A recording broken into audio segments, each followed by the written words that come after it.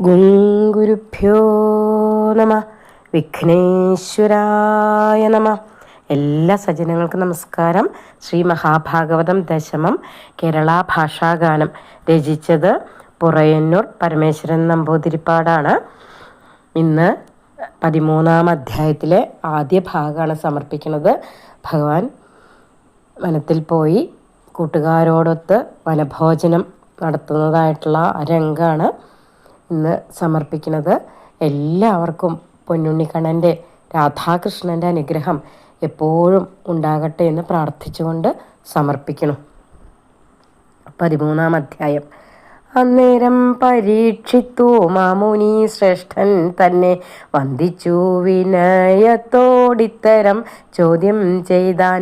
കൈതവ ബാലൻ കൃഷ്ണൻ കൗമാരകാലത്തിങ്കൽ ചെയ്തൊരു കഥ ഇതു ഗോപാല ബാലകന്മാർ അന്നു ചൊല്ലാതെ പിന്നെ പൗഗണ്ഡ കാലത്തിങ്കൽ ചെന്നുര ചെയ്തിടുവാൻ മൂലമെന്തതു കേൾപ്പാൻ ചിത്തത്തിൽ മമാമോഹമെത്രയും വളരുന്നു.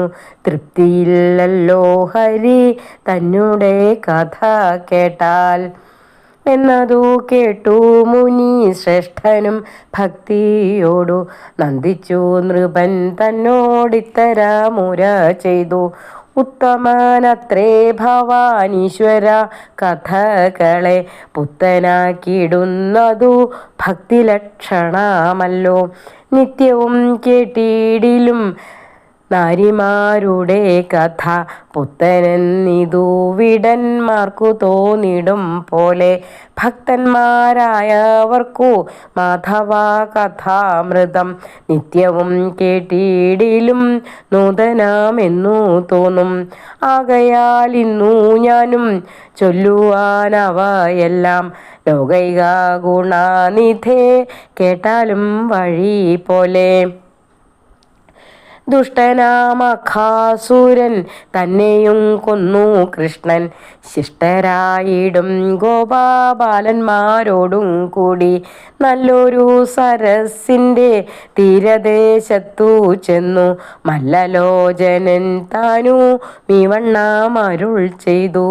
നല്ലൊരു ജലമിതു കാൺകെടോ ബാലന്മാരെ, ഫുല്ല പങ്കജഗന്ധ എത്രയും മനോഹരം. ഇന്നു നാം കൊണ്ടുവന്ന ഭോജ്യങ്ങളിവിടെ വെച്ചൊന്നിച്ചു സുഖത്തോടും ഭുജിക്കാം വൈകിടാതെ. പാനീയപാനം ചെയ്തു നല്ലൊരു പൊല്ലും ഭുജി ചാനന്ദത്തോടു ഗോവത്സങ്ങളും നടക്കട്ടെ എന്നതു കേട്ട നേരമെല്ലാവരും വത്സന്മാരെ ചെന്നങ്ങു പൊയ്ക തന്നീലിറക്കി മോദത്തോടും നല്ലൊരു ജലപാനം ചെയ്തു ഗോവത്സന്മാരും പുല്ലുകൾ തിന്നു തീരദേശത്തു നടക്കുമ്പോൾ രാമകൃഷ്ണന്മാരുടെ ചൂഴവും ബാലന്മാരും പ്രേമമോടിരുന്നു ഉറികളഴിച്ചുടൻ നല്ലൊരു ദധി കൂട്ടിയുരുട്ടി മാതാക്കന്മാരെല്ലാവർക്കും കൊടുത്തൊരു ഭോജന കബളങ്ങൾ. പാത്രങ്ങൾ കൊണ്ടെന്നതിൽ വെച്ചിതു ചിലർ വൃക്ഷപത്രത്തിൽ ചിലർ വെച്ചു ശിക്യത്തിൽ അപരന്മാർ ഓരോരോ പാത്രങ്ങളിൽ വെച്ചുകൊണ്ടെല്ലാവരും സാരമാമുപദംശമോരോന്നു വിളമ്പിനാർ. മല്ലലോചനൻ താനും അവണ്ണം വിളമ്പിക്കൊണ്ടെല്ലാവരും ഒരുമിച്ചു ഭക്ഷണം തുടങ്ങിനാർ. തങ്ങൾക്കുള്ളൊരു രുചികൾ പറകയും ശൃംഗങ്ങളിടയ്ക്കിടെ എടുത്തു വിളിക്കയും മേൽപോട്ടേക്കെറിഞ്ഞുടൻ ഭോജന കബളങ്ങൾ കീഴ്പോട്ടു വരും നേരം വായ്കൊണ്ടു പിടിക്കയും തങ്ങളിൽ ഭാഷിക്കയും ഉച്ചത്തിൽ ചിരിക്കയും ഇങ്ങനെയുണ്ടായൊരു ഘോഷങ്ങളെന്തു ചൊൽവൂ. നന്ദനന്ദനൻ കൃഷ്ണൻ തന്നെ കബളത്തെ സുന്ദരമായ വാമ ഹസ്തത്തിൽ വെച്ചുകൊണ്ടു കൈവിരലിടകളിൽ വെച്ചുകൊണ്ടുപദംശം ദേവകൾ കാണുമാറു ഭോജനം ചെയ്തിടിനാൻ. പങ്കജദള മധ്യേ കർണിക എന്ന പോലെ പങ്കജേക്ഷണൻ ഗോപ ബാലന്മാരുടെ മധ്യേ ഓരോരോ ഹാസ്യങ്ങളും ചൊല്ലിയങ്ങെല്ലാരെയും പാരമായി ചിരിപ്പിച്ചു മോദേന വാഴും നേരം. പുല്ലുകൾ തിന്നു തിന്നു നടന്നു വത്സന്മാരും മെല്ലവേ മറഞ്ഞതു കണ്ടു ചൊല്ലിനാൻ കൃഷ്ണൻ.